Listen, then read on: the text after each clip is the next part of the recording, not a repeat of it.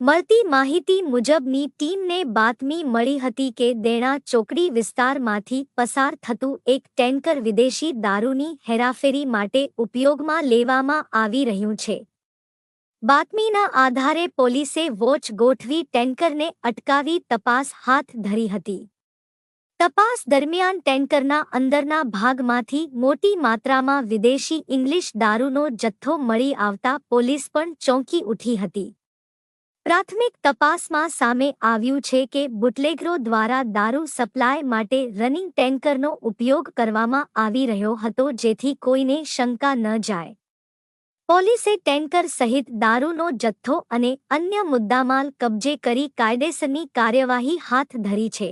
આ સમગ્ર રેકેટમાં સંકળાયેલા અન્ય આરોપીઓ સુધી પહોંચવા માટે પોલીસે તપાસનો ધમધમાટ તેજ કર્યો છે. ઘટનાને પગલે વિસ્તારમાં ભારે ચકચાર ફેલાઈ ગઈ છે.